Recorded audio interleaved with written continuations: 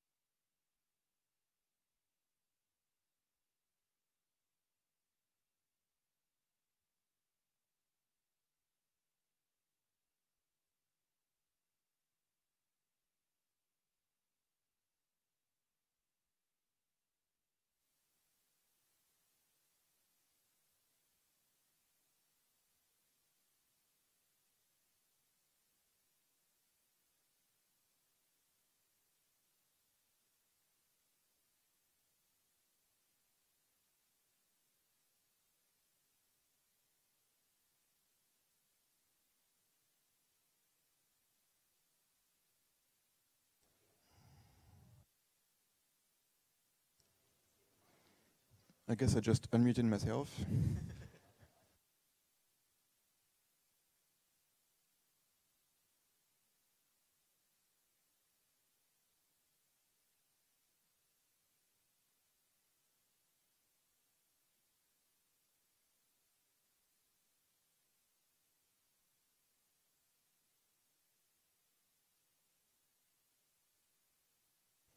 Is it nicer like this? I think so.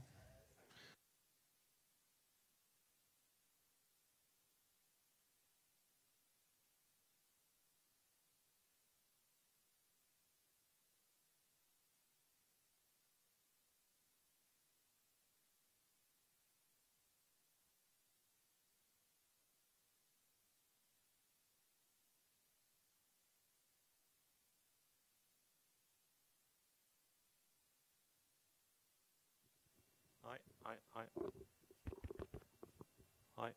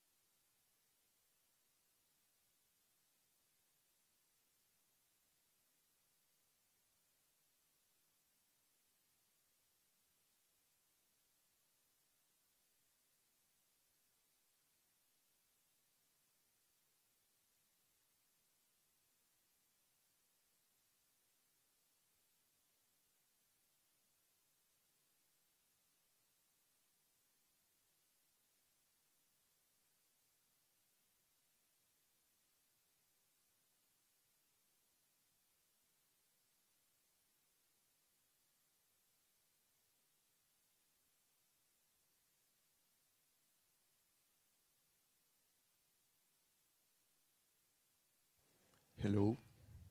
Hi, everyone. Welcome to Package SourceCon 2018. I cannot believe we are actually punctual. I think it's the first time I do a talk and I'm actually punctual. Are we all ready? Want to start? The live streaming now is on. I think you can hear me. Yes, 7 says yes.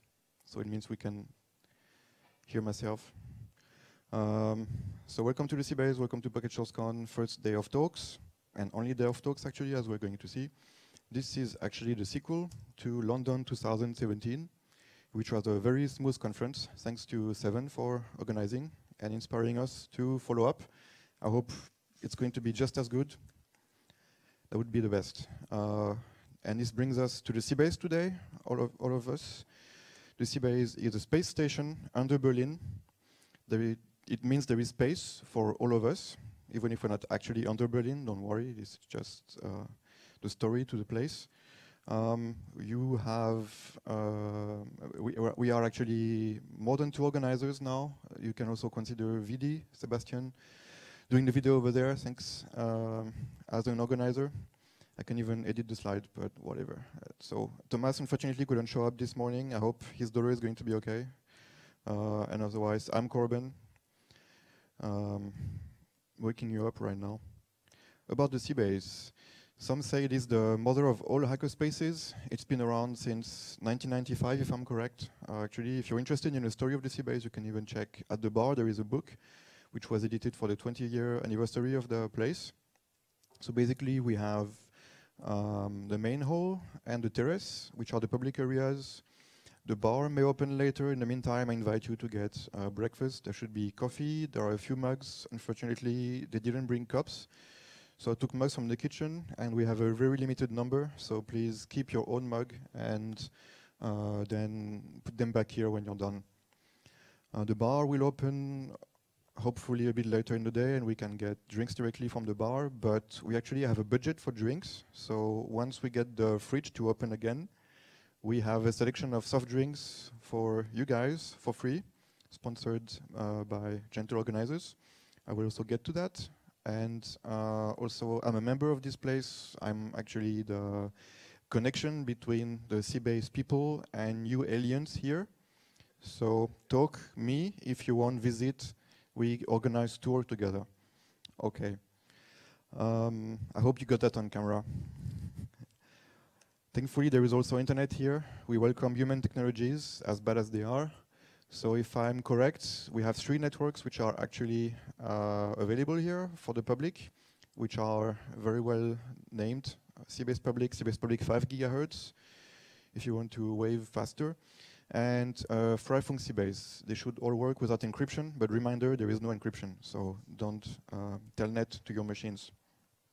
Maybe with SSL you can, it's up to you. So without further ado, the sponsors, and of course I should start with the Seabase itself, which is generously letting us use the space. Also you can thank myself, the Foreign Networks, for the shirts and badges. We have more shirts left. Get back to me if you want yours. We can also organize group orders for the ones who registered too late for the group order for t-shirts to be actually done for them. Also, the catering was nicely sponsored by Skylime, so thanks Thomas and Willy for organizing that. You didn't clap for me. I even did the badges and the lanyards. Oh, come on. Also, you can clap for the next one.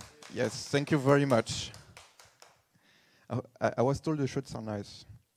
They're orange, which is fitting for the NetBSD Foundation. So thanks to the NetBSD Foundation for sponsoring some of the travelers here. That's nice too.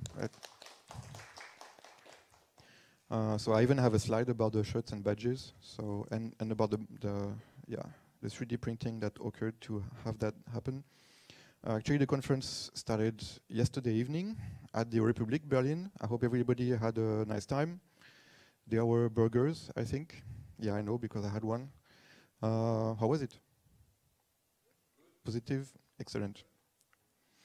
And France and Belgium won. That's awesome. We got to see that.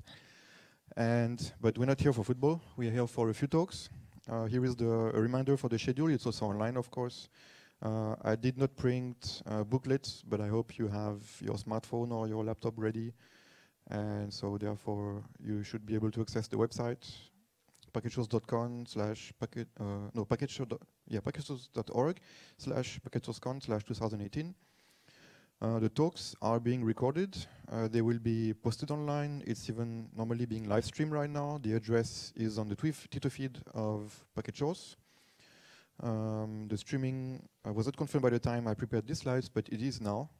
So you can even check it out. Hi to our internet viewers if you woke up as early as we did. Lunch is also planned. We will have pizza from Papa Pane, not for the people who are watching the stream, but for all of us here, because I couldn't teleport pizza, I don't have this technology yet, or we are not telling you. I consider this pizza to be the best in Berlin. I didn't try every pizzeria in Berlin, but I hope you will like it. This is again sponsored by Skylime, so thanks again to Thomas and Vidi. We planned most of the pizzas to be vegetarian friendly. However, if you are vegan or if you have any other specific needs, please let us know, like gluten-free or anything like that. I hope we can cater for that, but yeah, just let us know. We will try to find any solution if you need. Then tonight, there is more burgers. There's never enough burgers. So social dinner at the Spud Benzer. I think they are the best burgers in Berlin. I didn't check every burger place in Berlin, but we even have a special deal, 10 euros for burger, fries, and drink. I'm cheating. I'm making a fake animation right now with 2 slides. And so it's, however, a French place with French cuisine. So even if the burgers have a French flair, actually there is a French card, so more dishes, also vegetarian and vegan options. So you don't have to take the burger, you can check the other stuff. There's even fish, I heard. And we will have a room for ourselves at the back, so if it's closed, just ask and we will let you in. Speaking of which, the location is actually not right around the corner, it's 2 S-Bahn stops away at the station called Warschauer Straße. To get there from here, you only need a short ticket, which is called Kurzstrecke in the language here, that I still cannot pronounce after 10 years. No, I exaggerate, it's not so bad. And it's reachable with the S-Bahn. 4 different train lines go there. You take the eastbound one towards Ostbahnhof, Warschauer Straße. When you exit the station, there is only one exit. You go right, then you go straight until you see a big supermarket on the left called Rewe, R-E-W-E. You take the street between Rewe and the very big street, and it's number 41 over there. Don't be confused by the numbers. They just go upwards on your right, on the right side. And we can organize a group departure if you're not sure, or if you want to be social for the social dinner, which is super appropriate. And tomorrow we have Chillax Day, so same place, the Seabase, same time if you want. There is no plan. Actually, we could even put more talks if you want to do lightning talks, or I think Thomas had something planned. And speaking of talks, we can actually begin if you're ready for our keynote speaker. Hugo Tezo, a dear friend of mine, so I'm really glad he accepted to be here. I even have a screenshot from Camille, hi Camille, about Cutter, software that Hugo wrote and released originally. Now it's been picked up by a bunch of different people.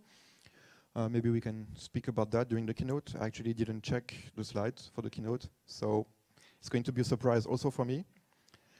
And without further ado, Hugo, please join me here, and the stage is yours.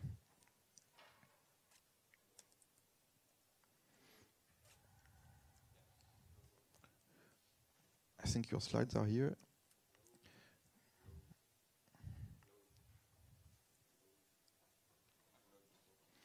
The only issue, I forgot the remote, and I have a dual screen set up, so you're gonna have to look here to check your slides. Is that okay? Or should I? Yeah, all right.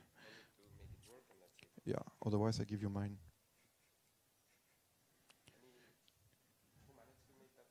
Actually? Oh, now it's working. Good. You're off. Get out. Okay. Ta-da. Okay, let me quickly check how it works. It works. So, hello, good morning, welcome to Berlin. If you already live in Berlin, welcome to the Seabase. If you happen to live here like Pierre, then that's it. My name is Hugo, and I'm gonna be your keynote speaker. Just keep in mind that I was kindly invited to prepare this presentation less than a week ago. So it's not that I really had a lot of time to prepare, right? So I did my best. Yeah, thank you. And before we begin, okay, please allow me to be a little bit sentimental here and tell you a little bit story. First time I came to Berlin, it was actually to the Seabase. It was in 2007, and I came here for a PH neutral. I came here all the way from Spain with a friend of mine, and I remember myself walking around Berlin trying to figure out how to arrive here. Everything was big, everything was different, and excited at the same time, and a little bit confused, and it was a nice experience. Now, almost 11 years later, I've been living in Berlin for 6 years already, and I'm afraid I just bought yesterday my one-way ticket to leave Berlin. So I think it's quite, nice that I'm gonna say goodbye also at the Seabase, which was the first place I met. Okay, so let's begin. Who is your keynote speaker? Well, I do work and entertain myself doing cyber thingies. Welcome to the new guys. Mainly with focus on airplanes and aviation stuff, professionally and for fun. That's pretty much my background, no? So one of the things that, of course, Pierre mentioned when he invited me to prepare the keynote was if I could talk about that, which is always tricky because I'm afraid pretty much everything I have been doing for the past 15 years or 20 years, I don't know, on aviation and airplanes is strictly confidential and protected by NDAs. So I could try to do that, but it's even being streamed, so I would most probably end up in jail shortly before or after the talk, right? So I'm afraid aviation is something we can discuss later outside, but the nice sun and the river and all this, but not in here. Instead, okay, as it happens to be, I also have been doing some open source myself in the last years. So I'm going to be focusing my talk a little bit on my experience on these open source contributions and development. Okay. So let's take a look at my open source experience. So the first time I actively contributed to the open source community, I took over a program called Inguma, developed by a friend of mine in Spain, that it was pretty much a penetration testing environment or framework wrote in Python, and that had a command line interface, and that he had pretty much abandoned by the moment I took over, right? So I took over the program and I turned this program into this, okay? I just created a nice, or what I consider to be nice user interface with a little bit more visual approach and a little bit more proactive or more intuitive usage. I also expanded the features, right? But that was pretty much it. It was my first, the first time I actually developed something big-ish for my own. It was Python also, and GTK was the chosen graphic library. Not for no reason. I had no experience, so I just took a look around and I decided to go for it. And well, it consisted of a main view where I had a visual representation of the targets. Usually those were network machines. It was for pen testing. On the right, you used to have a panel with a tree or list, description or whatever of the different information you were collecting. There were different main tabs, one for networking, another one for terminals, reverse engineering, and exploitation. Pretty much all around the normal pen testing cycle. Okay, and a bunch of, I think it was a quite nice interface back on the day. And that was pretty much my first contribution. Okay, yeah. As I said, I'm also quite into the aviation thing. So when I began my own research into drones or UAVs exploitation or security in security, I also used this very same program to include my tool set, let's say, to mess around with those. And again, it was quite similar. In the central view, you had like visualization on the device itself and some controls and other more interactive data. I'm afraid this is a little bit abandoned now because, well, I no longer do pen test itself, right?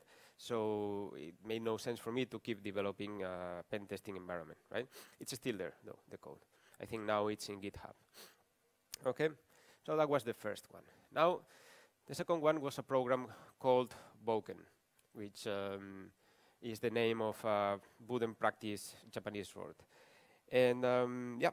The goal of, or the idea behind Boken was that I have two very good friends of mine in Spain. One of them is Pancake, of Sergi. He's the main author of Radare. Maybe it's, you know, that reverse engineering tool, framework that he has created. Another one is Hoshan Coded, and he developed a similar one, Python, more scripting oriented, called Pew. And it was quite similar to this. Also, both were CLI-oriented programs, and both had the issue that, well, they were CLI-oriented, right? So in order to, I don't know, I guess I have fun, I decided to create Boken, which was a graphical user interface for both programs. You can see on this first dialog that the first option you had on top was to select the backend to use. You could use either Radare or Pew. So you could use both programs with the same user interface. Not at the same time, of course, but at least you could use them both. And then you just had the normal options. And that's how Boken looked. You had in the left, well, in the central view, you had the data itself. Here you can see the disassembly. And on the left, you had different panels with different companion information, like the function listing, the sections, the imports, blah, blah. Depends on your knowledge on reverse engineering. You may understand a little bit better or not. It was just a nice, normal, again, Python GTK to user interface. It also had a graph view, somehow interactive, and it also included themes. Of course, people love themes.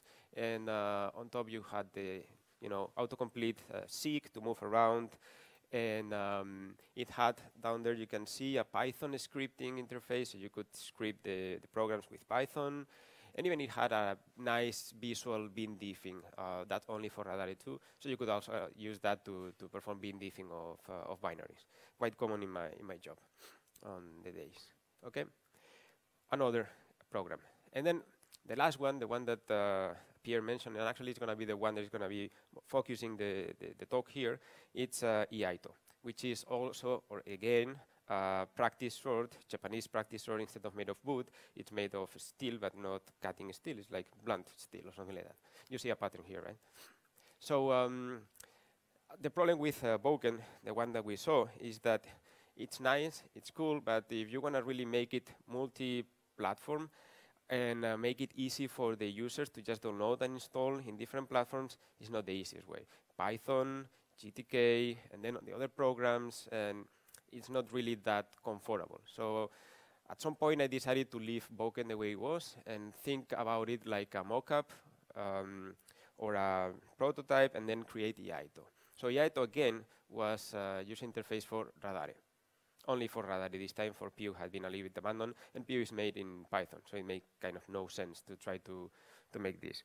Now the approach was different. In this case, for EITO, I decided to go for or try to make something that was truly multi-platform and truly easy to install in different platforms.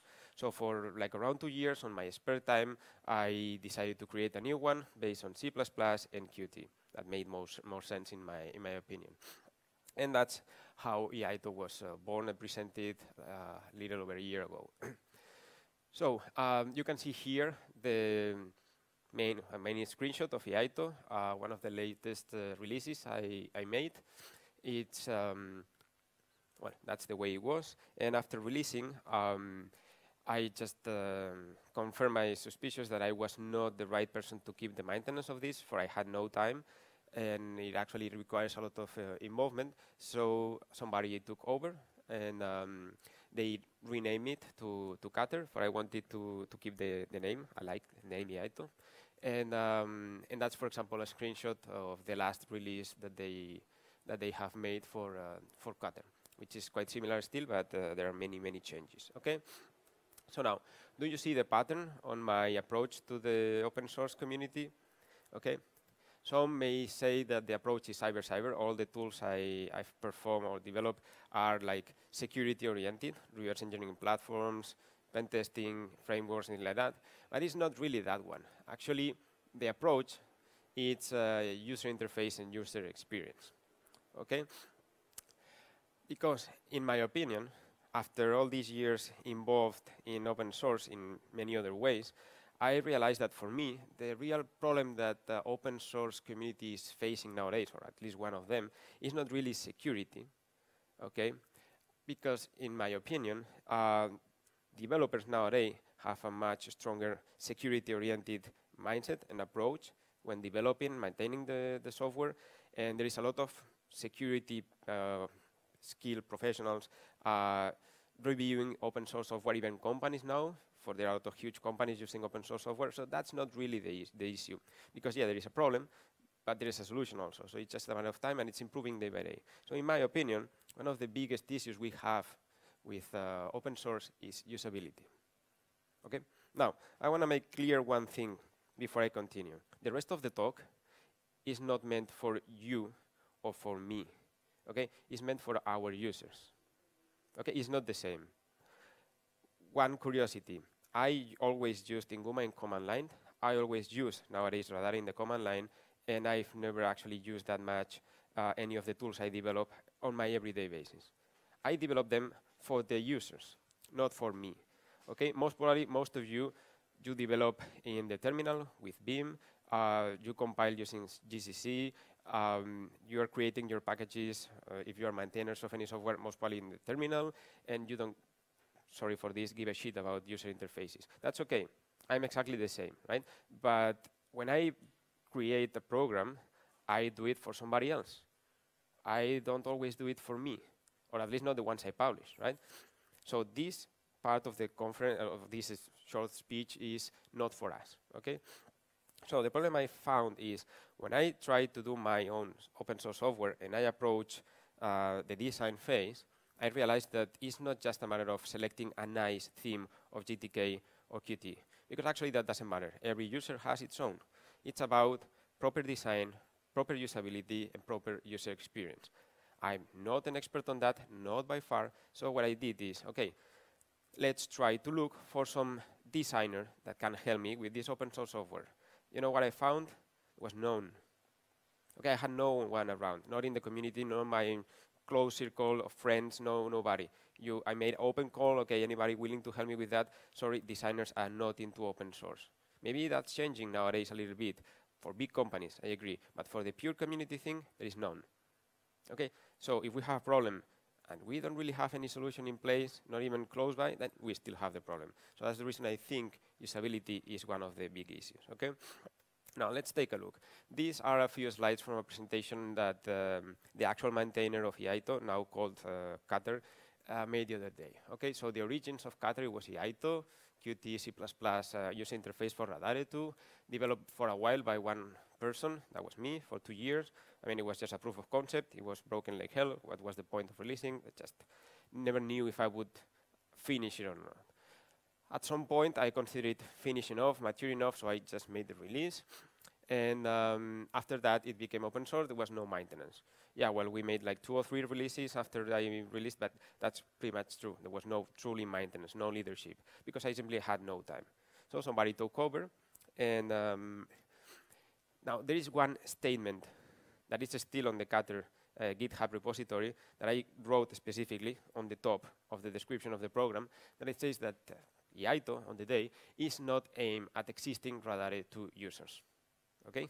It instead focuses on those who are not yet Radare 2 users because they just think this is unusable, because they don't like. They see a black terminal and they say, what the hell? Where is the button? How can I see the actual information here, right?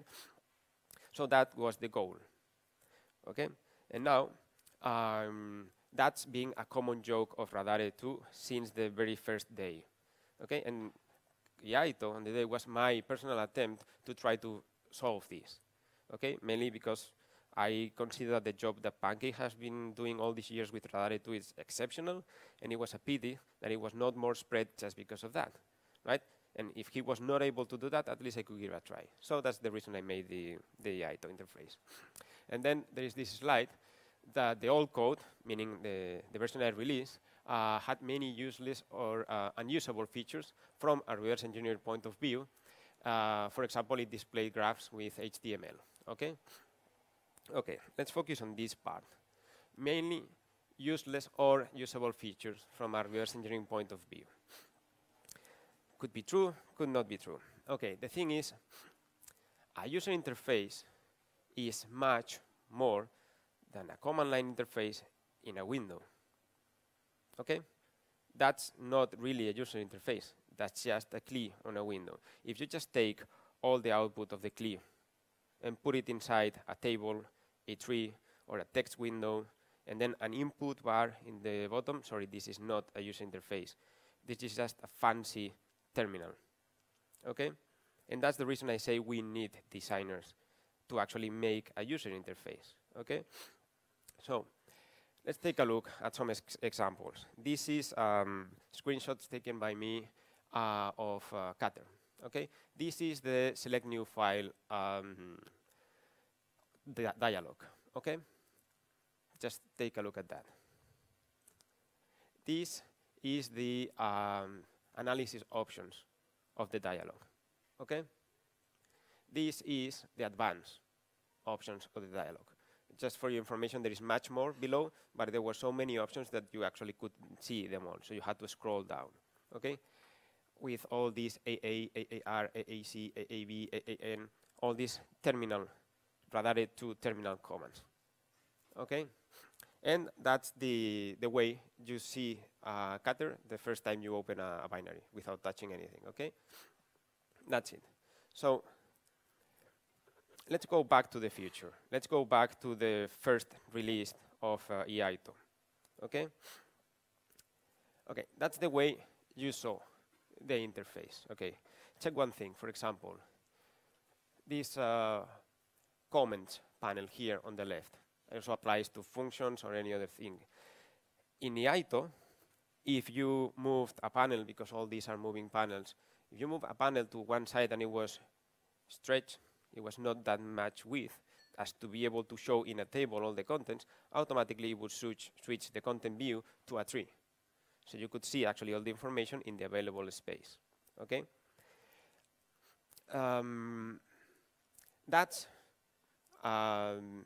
the dashboard.